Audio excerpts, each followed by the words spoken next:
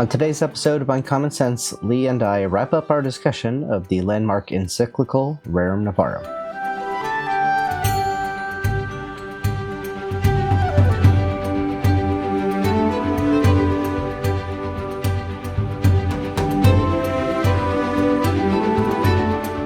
Hello, viewers and listeners. Welcome to another episode of Uncommon Sense, the weekly podcast from the Society of G.K. Chesterton. I'm here once again with my colleague, Lee Sondano. Hi, Lee. Hey, Joe. How you doing? Very well, thank you. And I'm excited because we get to now turn to the conclusion of this encyclical, Rerum Novarum, that we've been discussing. And in doing so, we read through the section that I think is arguably the most important section, at least from a distributist point of view, the section that really caught the minds of Belloc and Chesterton on fire and inspired them to begin thinking about social theory and economics from a Catholic perspective. So that's what we have in store for today. And as usual, I'm going to turn things over at this point to you. Perfect. So just as a quick recap for those that haven't listened to the last several episodes that we've done, I think this is number 4 for us in this series.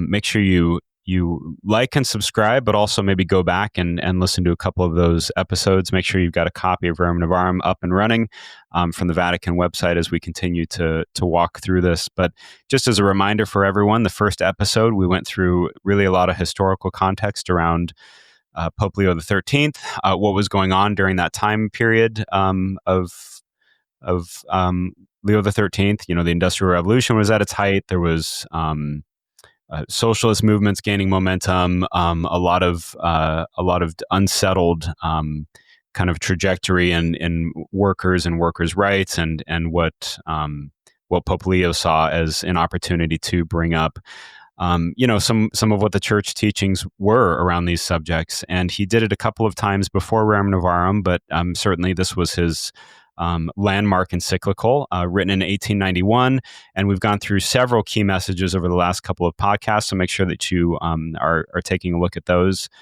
as well for context. But Joe, set us up for this one. I know we talked about fair wages in the last episode, and that's kind of where we ended it because we really wanted to have some time for paragraph 46, which is, like you said, one of the main sections of Rerum Novarum. But maybe walk us through where we are now in paragraph 46 and what led us up to this point.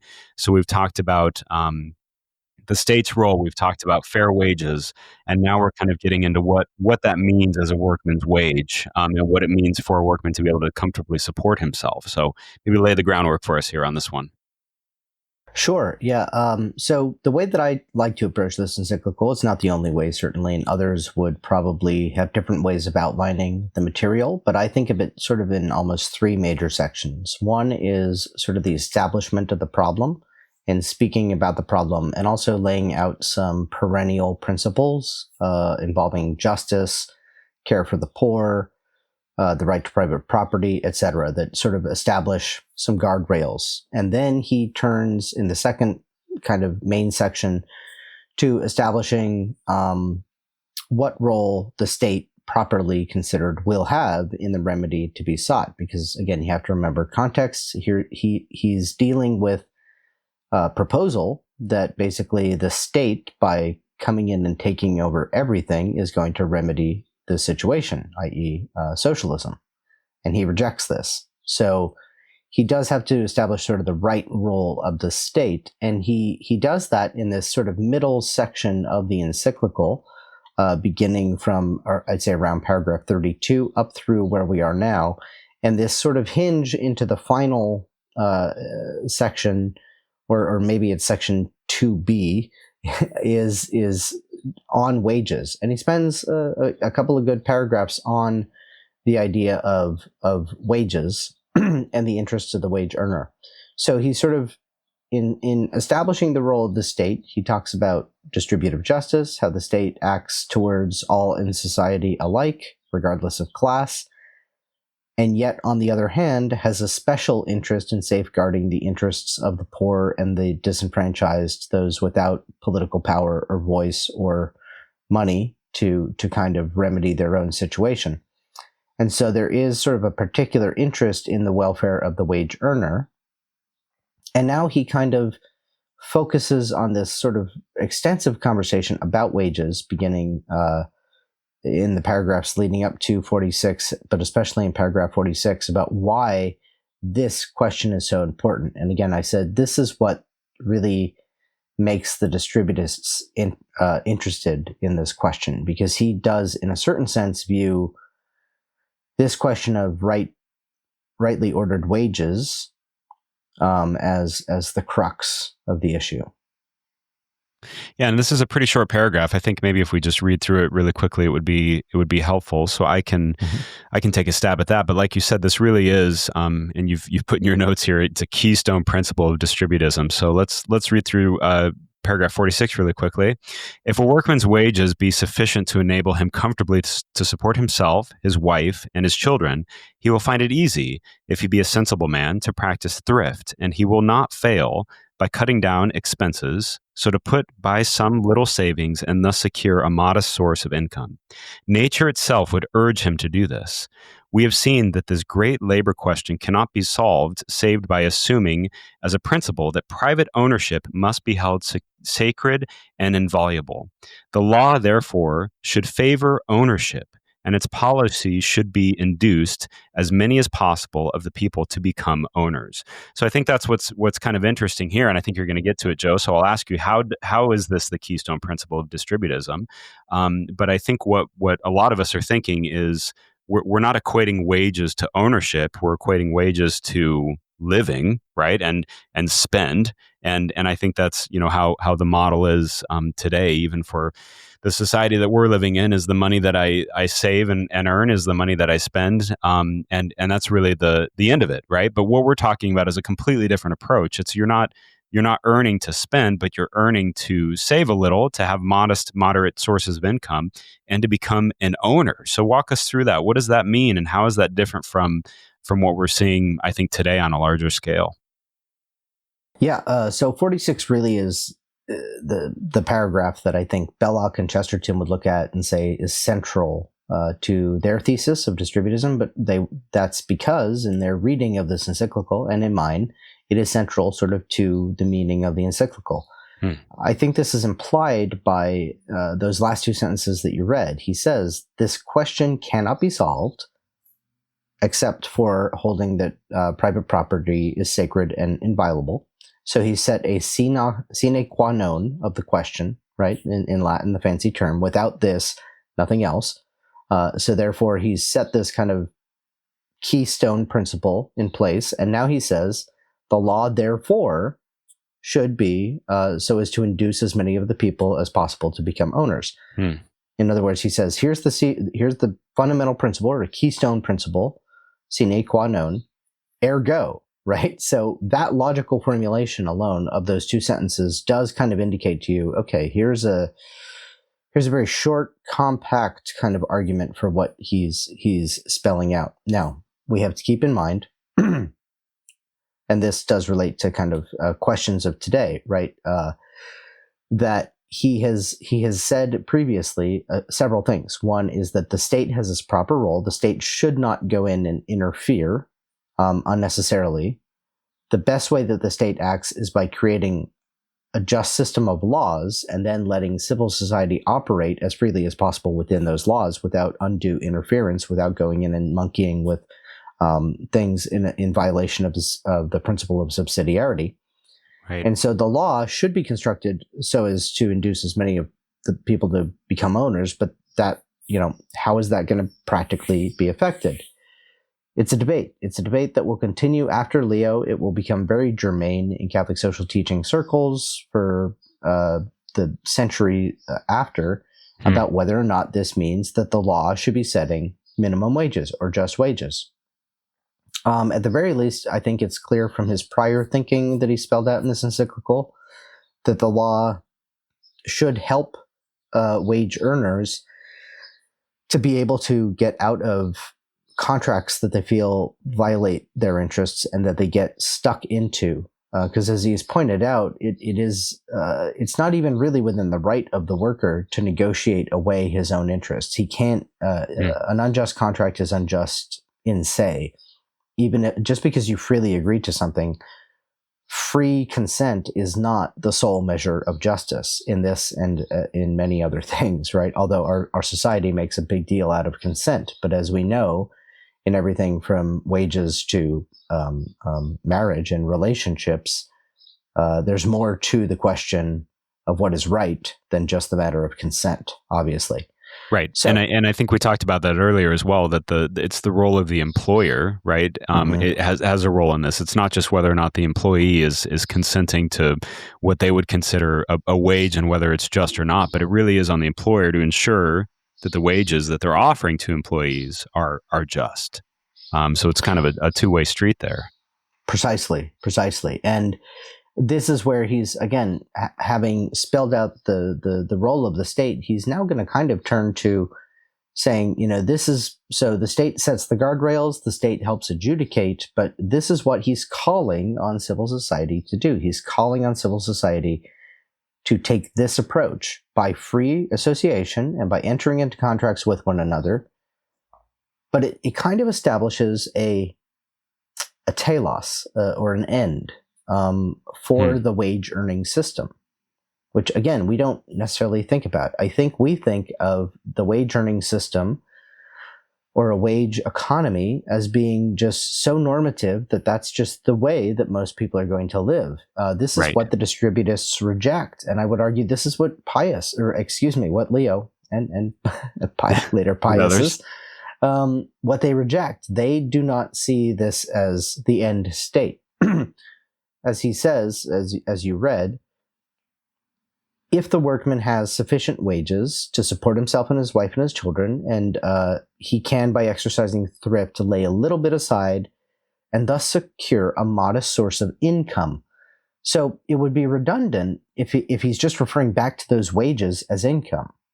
He says, by putting aside the income from wages that he has, he can secure a modest source of income, i.e. productive property. He can become a capitalist, right? Remember Chesterton's famous great one-liner in favor of distributism. The problem with capitalism is that there are too few capitalists. This is the issue, right? That the capitalism is, in Belloc's definition, for example, the situation in which a very small part of the people own all of the stuff, all of the productive property, all of the land, all of the capital, and the majority of people work under a wage contract for them. And this is, Belloc laments this as being unstable because a lot of people, then as now, find themselves in that wage system living contract to contract or paycheck to paycheck. Right. Right. And just because you ameliorate maybe one of those problems by raising wages or by getting people into a situation where they can now work gigs, or in the gig economy of today, and maybe extract wages from various sources, it doesn't necessarily make them fundamentally more independent. It still makes them reliant upon money as the principal. And money becomes the principal even of future income by interest and savings or by investing and getting stock dividends or whatever. Whereas, again, he's just picturing a stabilization of the economy through the widespread distribution of property, of productive property, which is not the answer that was pursued then. And that's why it's not the system that we've ended up with today, where, even those who are, again, maybe a little more financially secure or financially well off, they don't have an easy entry point into productive economy. They don't have, an easy way of setting up for themselves what he calls, a modest source of income. Right. Just kind of reflecting on that as you're talking as well. I think in our society, even those that are making a large amount of wages, it's time as well, right? I think that there's the matter of, working, all hours of the day. And we talked about this a little bit earlier in some of the earlier paragraphs, the idea of just, being able to set aside a day a week, for leisure time and things like that. This is all kind of culminating together. You can't have one without the other, even if you do have wages that are extreme where everyone's making a ton of money. Usually that's at the expense of you're working more than you should, and you don't have any time for freedom. You don't have any time for, those leisure moments and things like that. And Pope Leo even specifically points out that leisure time is not idleness, right? It's a necessary thing, especially for the life of a Christian, to make sure that you're rightly ordering your home around things that are spiritual. So there's also this idea, right, Joe, of today and these days of, if you're wanting to make a lot of money, you've got to work really, really hard, and you're having to give up all of these things as concessions to make the money. And I think here it's really interesting is this is a complete, you're really putting this on its head, where it's saying, no, it's actually the opposite. It's making sure that you're putting something aside so that you can produce, you can become, part of the capitalist system, like Chesterton says.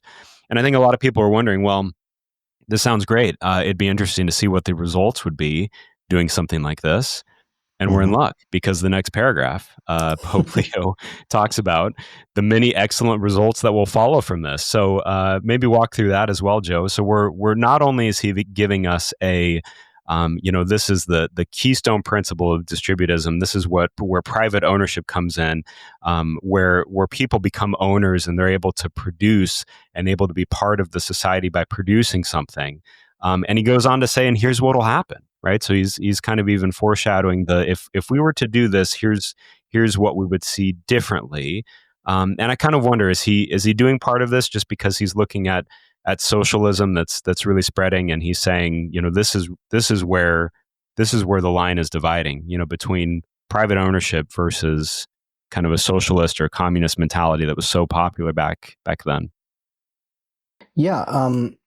Well, I want to read that, not read that, but go through these benefits that will flow from this, and really highlight kind of a meta point about them in summary. So he talks about the results that are going to flow from this if the wages be sufficient, workmen's wages be sufficient, and then if the law favors ownership, he says the first excellent result of this will be that property will become more equitably divided. There's a whole conversation that could be had here, because I think that in our day, a lot of people would question whether that's even a desirable end or a desirable goal, because maybe we've bought into this facile kind of reasoning of, well, we're not supposed to be egalitarian and we're not supposed to be equal. He's not talking about a leveling of society. He's not even talking about, pure equality of distribution. He's just saying more equitably, certainly than it had been. And I have to emphasize, every time the word comes up, almost invariably in the encyclical, property does not mean your stuff. It doesn't mean the things you have. It doesn't mean your gadgets or your doodads or your hobby things. This is productive property. It's property with which a man can secure against the future and some kind of livelihood. So the more equitable distribution of property is the first great result. The second result is that he thinks that this will be more efficient in bringing forth abundance from the earth, for the reason that it will engender what he calls a spirit of willing labor. And he says, because people work more readily and harder on things that belong to them. If it's your own land and your own garden, you're going to have a greater interest in that than farming someone else's land. If it's your own shop where you take pride in your work, you're going to maybe more, produce more out of that and for the betterment of the community than you would if you were working on a factory assembly line. So this is number two, this spirit of willing labor by connecting men to the source of his wealth. And then finally, he says, this would lead to a kind of passion for localism, a love of one's native place. And he says men would cling to the country in which they were born. No one would exchange his country for a foreign land if his own afforded him the means of a decent and happy life. And he sees that stability. And again, you can just think of the mercurial kind of economies of the last few decades, where people maybe end up living in, 10 states over a career because they're pursuing the corporate ladder or switching companies, going where the next best offer is. he thinks that that is injurious. And I mean, I think we see it, how much, how much more of a population now grows up in other states away from their grandparents, their first cousins, their aunts and uncles than did in generations prior. This disruption, especially the intergenerational family, has been, I would argue, a direct corollary, a direct result of late capitalism. So these are the three results that he sets up. But I want you to notice this kind of through line, this major point. We talk about like work-life balance. You brought up like leisure and how this is something that is a benefit. That's true, but even more importantly than leisure, the division of labor, it has a technical meaning, of course, in Adam Smith and in economics, right? But there's also this other sense of the division of labor that happens in the modern age, which is that labor becomes something that we do that is apart from who we really are or what life is about. Right. So you work your 9 to 5 and you see the kind of logical offshoots of this mentality in all sorts of ways, whether it be people checking their religion at the door to the workplace or all kinds of things, right? Whereas, the ideal of Christianity, I think, is well set forth by the model of the Benedictines, ora et labora. Imagine working in a place because it's your own workplace because you own the capital and you can construct it the way that you see fit, and you're there creating whatever goods and services and maybe praying the rosary aloud with your coworkers because that's something that it enables you to do. Now imagine doing that in corporate America. You can't. So the reintegration of man's life into kind of a single holistic sphere where you can really view everything you do in a day as all part of the same pursuit and towards the same ends. That's, I think, ultimately what he and the distributists are trying to get at. Sure. Well, and we see this in 2025, very clearly, just the duality of life. You hear it all the time. This is what I do. This is what I do for a living, but this isn't who I am, Mm-hmm. And then you see these double lives that you said perfectly. You're leading at work, or then you're leading at home. And then we even have, triple and quadruple lives of people that are living different lives on social media versus Right. what they are at home. Right. So it's interesting that a lot of this is going back to the right ordering of the soul, right? The right ordering of society to be able to support the right ordering of the soul.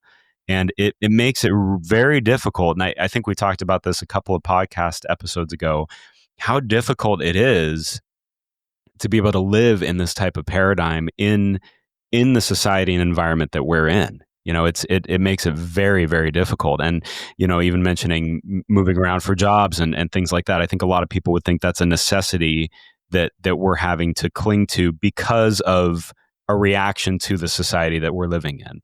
And so maybe we address that for a minute. What does that mean for people that are reading Rerum Novarum and it looks like it's utopic? It's something that is unattainable, in the society that we're living in.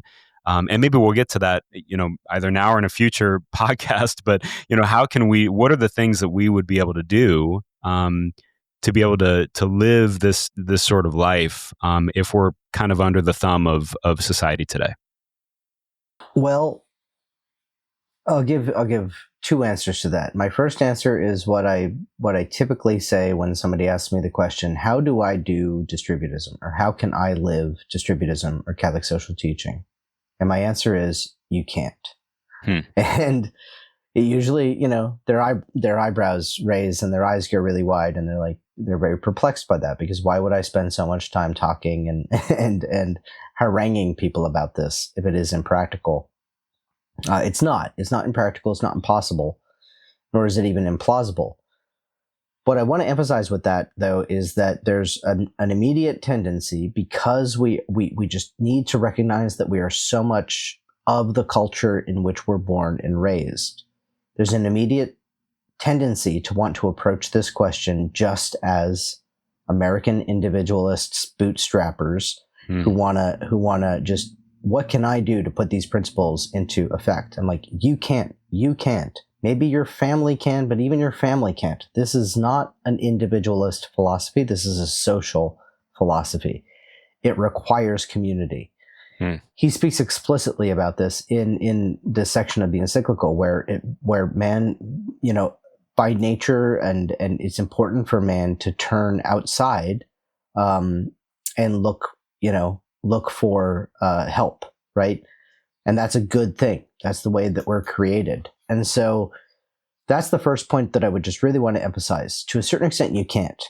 Now, on the other hand, in the small ways, supporting local business, so many things that almost sound trite to recommend them, because we all recognize maybe how much it's getting away from the goal.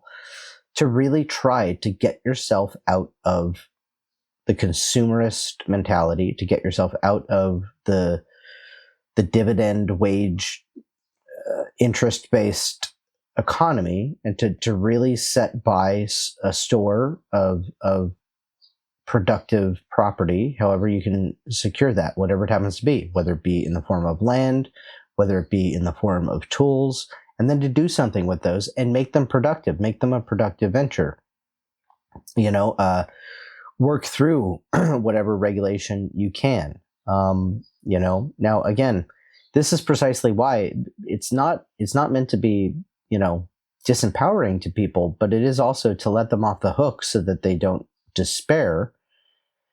Because you could invest in cooking equipment and become a really good baker, and just because of the regulatory structures that the state has built around you, you're never going to be able to sell the muffins that you make. You're never going to be able to pass the food, so I don't want people to despair of this. On the other hand, I want them to recognize that these are the stakes of the real problem. Unless we change society, unless we change the laws, unless we work towards a more just order, which is what so much of Catholic social teaching is oriented towards, then we are largely just sort of seceding in place and doing our own thing and doing our best to get by. And maybe for a time that's appropriate. Maybe we are in the new Middle Ages and we're in the Benedictine mode. I don't necessarily want to agree to that, but I also don't want people to be utopic about this. So right. I think the utopian way of viewing this is thinking I can do things without changing the whole society. And I think that's a great point. Leo's more of a realist. Society needs to change. Yeah, absolutely. I think that's a great point. I think that points to the fact that a lot of this is really this, it's evangelistic. It's really evangelizing the interdependence necessary to accomplish something like this. And I think that's a really great point. And I think you hit it on the head, Joe. It's, the singularity of idea of I can just shop somewhere differently and I'm doing the most local thing possible is barely scratching the surface of what really would be necessary for change and for true interdependence of a community and a society. So, that's really good. Speaking after, country in which they're born, we reference that people wouldn't be as interested in leaving a foreign land. Of course, back in the late 1800s, we had, mass migrations from Europe, because of the Industrial Revolution. And I think we see a lot of that happening today on a very macro level, that there's, again, this necessity of feeling like needing to flee your home country in order to make a living and in order to support your family. And I think that's where it becomes, like you said, could become very disparaging because there aren't a lot of options. And you feel like there might not be a lot of options. Yeah. And I think that, there's two different ways that this affects us. It affects the people that are less well off in society in one way. But for those that are relatively comfortable, it becomes an alluring trap. So what we just talked about, how can I put these principles into practice? Well, I think of the people who maybe say to my objection about intergenerational families breaking up and people moving away from their local communities, they rationalize it and say, yeah, but we're not in the same situation Leo was talking about. It's much easier to travel now. I can see people regularly because I'm going to travel. Well, here's the problem. You're becoming more of a consumer. You're becoming more reliant upon other agencies. So once again, you don't build the roads. You're not flying the airplane yourself unless you're a private pilot. But even if you are a private pilot, you're still at the Probably you're not building to a the large plane as extent. well. Yeah, you're not building the plane, and you're working at the behest of the FAA, or at least you Yep. have to get around the FAA. There's regulations. So once again, it's just so easy to accept this state where again, we talked, I think, a little bit on the last episode about tighter production consumption loops, not just being in the mode of a consumer all the time. That we can kind of attain this greater level of freedom and equilibrium by staying in place, so that we don't have to travel to see people, and then we don't create these other externalities that become the problems of modern life. We don't have to find babysitters.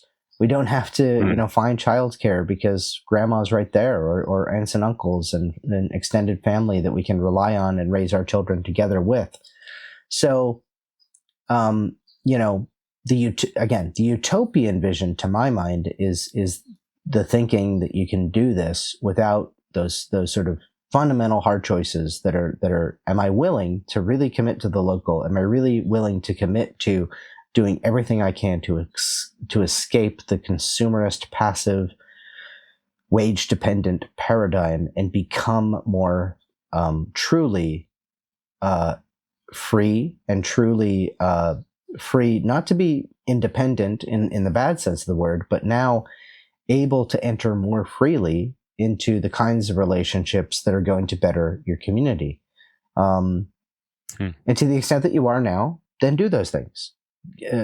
Show a preferential option for co-religionists when you make contracts.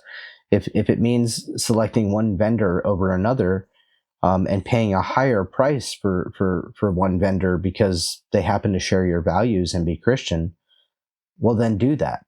Don't focus, narrowly on the bottom line and say, well, it's all about savings in the end, because that's another trap. Again, especially if all you're doing with your savings is putting them towards, dividends that you're going to earn. You can't take that stuff with you. So we could, and I'm on a little tangent, we could easily go down a rabbit hole here, but this is what Leo is envisioning for society. It's maybe, it's definitely a high calling. It's definitely a high calling. It's a high calling. There's no buts about it. And just you talking about it, and I think we could sideline this probably for an entirely new episode of where things are going in this day and age, just thinking AI and efficiency and things like that. There's a lot of competition, right? There's a lot of competition when you're talking about producing something on your own and that being a viable solution to support your family. And so, those are a lot of things we can unpack in the future for sure. Yep. So we have three different benefits, of course, of what we're talking about here, of these of private ownership. One of those being that property is becoming equally divided. Another one that you mentioned was the abundance of the fruits of the earth, that men are hard at work and at the work which belongs to them specifically. A third advantage, of course, is that you're clinging to your own, to the country where you're born and your family and your own close knitness. So, talking about these three benefits, there's a fantastic part that we're going to get to in a second. Is however, how do taxes come into play with this, Joe? So we're talking about these great benefits, but what is this almost all dependent on? Maybe on the state side now, in order for these three benefits to be realized. Yeah. So, if you recall, at the end of paragraph 46, he said that the right to private property is sacred and inviolable, and the law should be so as to induce as many as possible of the people to become owners. And now, after explaining the benefits that this would produce, he calls out that these three benefits can be reckoned on only provided that the man's means not be drained and exhausted by excessive taxation. And then he goes on, the right to possess private property is derived from nature, not from man, and the state has the right to control its use in the interests of the public good alone, by no means to absorb it altogether. The state, therefore, would be unjust and cruel if, under the name of taxation, it were to deprive the private owner of more than is fair. And now, again, we've talked about what he means by ownership, what he means about property. And I know I've had arguments about this paragraph with people in the past where they see to deprive the private owner, that he's speaking about the owners there in the economy. He's not. He's talking about every private owner. And it only really makes sense and flows with the idea that he's particularly concerned about this wage earner, that they're not going to be able to save. They're not going to be able to have a modest income. They're not going to be able to achieve this better state in society if they can't do what he said at the beginning of this paragraph. So, because one of Belloc's propositions is that by a progressive tax scheme, you could possibly tax those who are perpetuating the capitalist class by keeping, by keeping wealth for themselves rather than distributing it into more fair wages, that you could maybe incentivize them to be more fair with their wages by means of a progressive tax scheme that would be construed so as to incentivize that. And this paragraph has been sometimes used as an argument against that, and I don't think that it cuts the mustard. I don't think that argument works, because I think that it's actually perfectly in line with what Leo is saying here, that taxes, even the tax code, just like all the law, should be to induce as many as possible of the people to become owners. Yeah.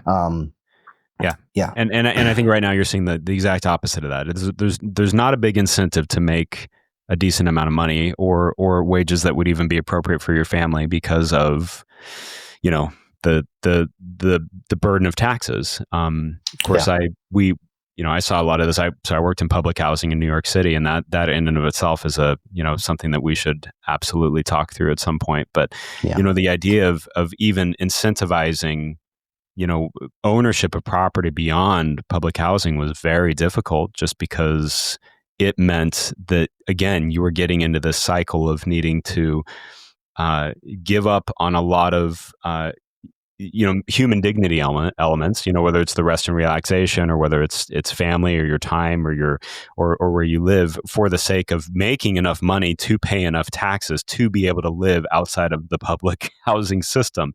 So again, you get in this kind of spiral where it's really hard for people to see a way out. And I think, again, that's where Pope Leo he's really unearthed every corner of this, saying that, no, again, this isn't a responsibility just of the wage earner. This is the responsibility also of the state. This is also a responsibility of the employer. So just to kind of keep that in mind as well, is that it's a multifaceted approach. It's not just something that we can decide one day, great, I'm going to get out of public housing, I'm going to own my own land, and I'm making enough money now to pay taxes. That seems like an impossible endeavor for many, many people. So just interesting when we're talking at macro level, and also what we can do situationally in our local areas.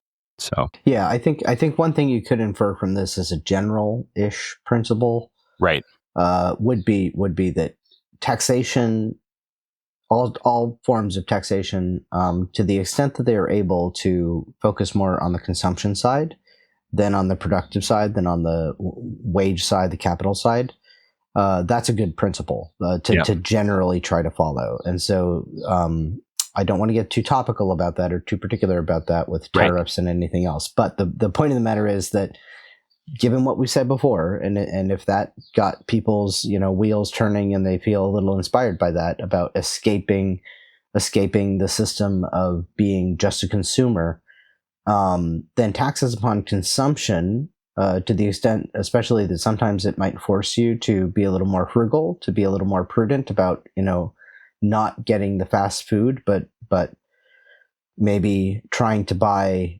much cheaper meat at the farmer's market, in bulk, in family packs or something like that. If it is cheaper, then in the long run, it tends to be, I find, you could make a lot of hamburgers yourself for what it costs to buy a hamburger at even a fast food place. Anyway, the point is, that kind of tax structure is going to be healthier for society. Right. I was just going to mention, for those that have purchased half a cow or a whole cow and used an outside freezer, please leave your comments, because That is a good way to It is. do it. It's also just awesome to tell your friends I bought a cow this weekend. Yeah, exactly. So he kind of rounds us off. He's talking about taxation, and he does make some recommendations toward, I guess, what we would consider unions, but not traditionally with unions. So how do we organize and shape ourselves appropriately to make sure that these things that we're talking about that would be just from the state or from the employer side are happening.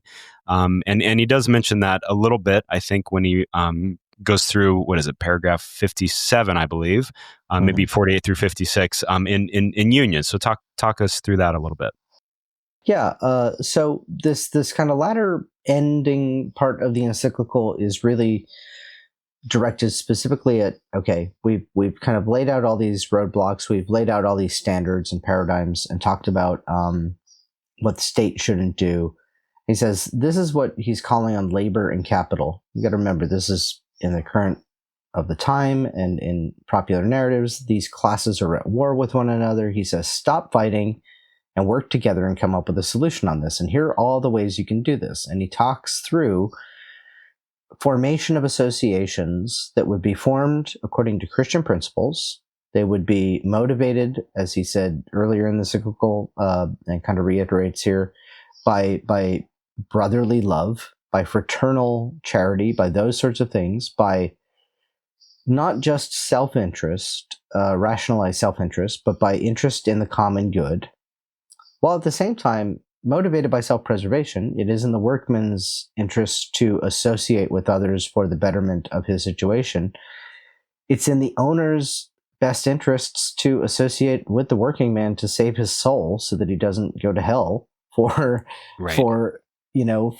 being the guy trying to squeeze the overly laden camel through that tiny gate or through that eye of the needle. So he appeals to all of these motives, and he says, the medieval guilds are a great model for this. They're a model because of the fact that they involved all classes, from master down to apprentice, that they had, standards and safeguards, and they could kind of enforce what were effectively mini civil restrictions, like so you couldn't. It wasn't that the state had to step in and mandate health regulations, because like the Bakers Guild would already have sort of those things in place, and they would also have standards of weights and measure, and you couldn't shortchange people, and a loaf of bread ought to be a certain size, and all these things, and you can't cut your flour with subpar fillers or things like that if you're making dumplings, whatever it happens to be. There are all these kinds of other ways that we can self-regulate and come to the achievement of a more just society. So this is kind of his vision. Again, this I think maybe will be the part of the encyclical that most people think is maybe the most utopian. And again, we just need to remind ourselves that, he's calling no less than, I think I said it a couple episodes ago, no less than the founders of America, who said that this republic will not endure without this foundation in Christian principles and men being virtuous. So too here, he's not being utopian, because he acknowledges again and again and again throughout the encyclical that we need, first of all, to return to religion. Yeah. Unless we call society back to respect for God and respect for the dignity of man as made in the image and likeness of God, all these other proposals are kind of a moot point. Yeah.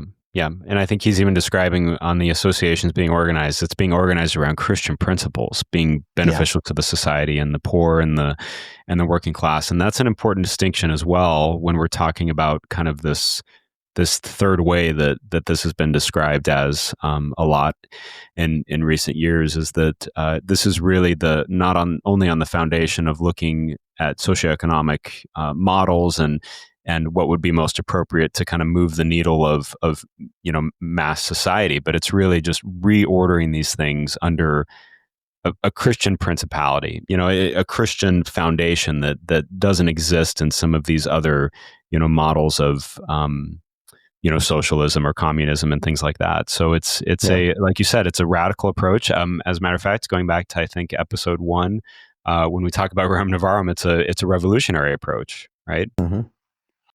Well, in the sense that the gospel always is, Yep. a kind of revolution. The kingdom of heaven is at hand, and that was being proclaimed in a place that had not only a regional governor for a worldwide empire, but also a local king who was in cahoots with that imperial government. And so it was a subversive message for a wild man in animal skin and locusts and honey in his hair from his daily meal to go around shouting that the kingdom of heaven was at hand. A new king is arrived.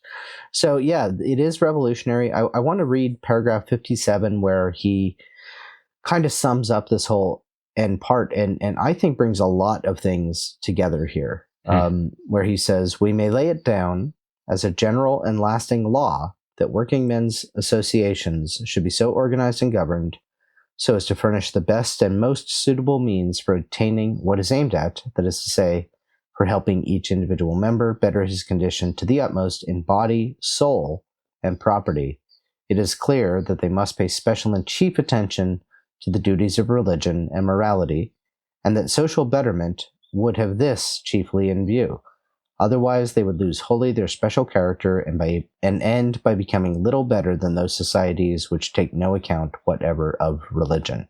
And so that beyond perspective, which is thematic throughout this encyclical, he really kind of wraps on this, and towards the end, he calls all Christians to do their part to bring this society about, and specifically the ministers of religion to do what they can. And actually, he says, bring to this struggle the full energy of their minds and their powers of endurance.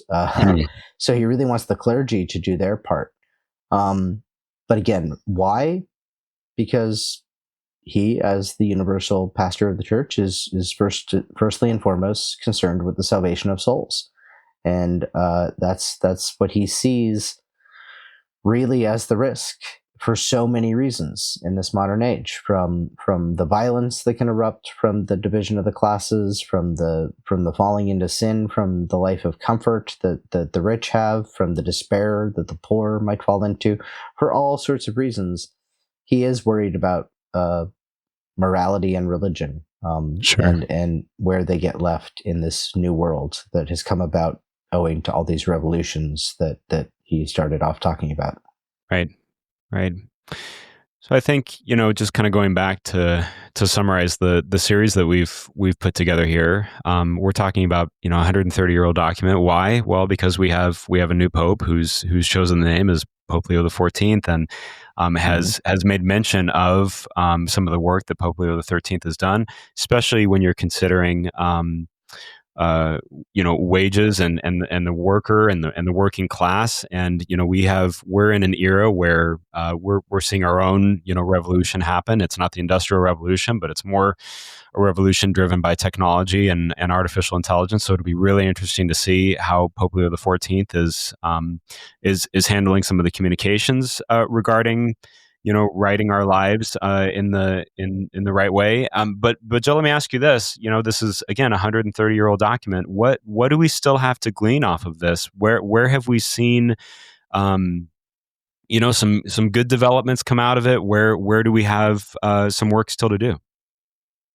Well, I think that the good that has come out of it is that it is chiefly in that it has inspired new generations of thinkers. It inspired Chesterton and Belloc. It has inspired people like Dorothy Day. It has inspired people in every generation really to take up this call.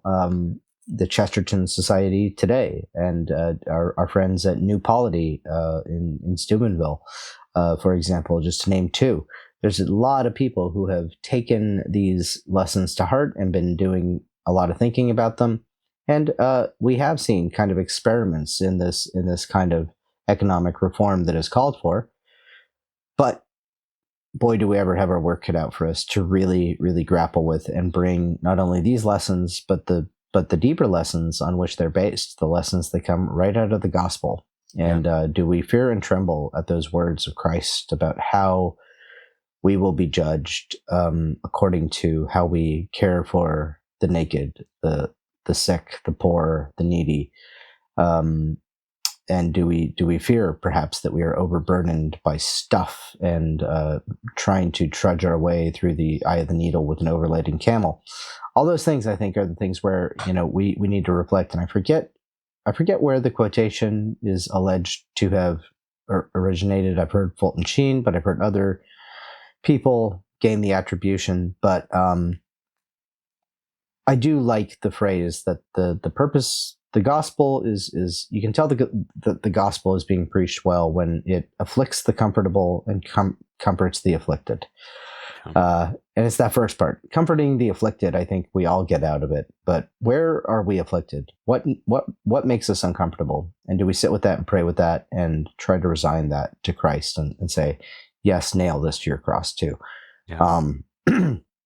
So I think, what you and I, Lee, have to do is to have a couple more episodes in this series to round it out. We're going to move away from Rerum Novarum now, but I think we can head into talking about, first of all, distributism, put a little more meat on the bones of that, and talk about what Chesterton, we are after all the Chesterton Society, so talk about what Chesterton and Belloc and some of their contemporaries like Father Vincent McNabb, the great Dominican, have to say about these matters. And then finally, if you thought we were topical today, just wait, because I think we could have a fun conversation talking about, well, yeah, if Leo of today, i.e. Leo the 14th, were to speak, the way that Leo the 13th did to his time, to our time, what might it be that Leo the 14th might say? And we might be totally, off base in our guesses, but we're gonna give it the old college try to say this is what we,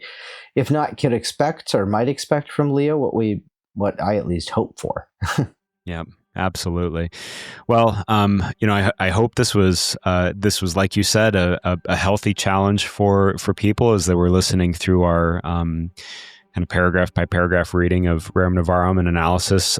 Joe, again, thank you for your scholarship and for your notes and walking us through this really important document. I think for those that will probably have been surprised that we were wanting to visit a 130-year-old document, but maybe even more surprised at how applicable it can be to us in our day and age today. So looking forward to future conversations. Stick with us. Make sure you're liking and subscribing, and that you're watching out for the new podcasts as they come out. But some future conversations that are going to be really fun to have. So again, Joe, thank you for all the hard work in putting these last couple of episodes together, and looking forward to future conversations. Thank you. My pleasure.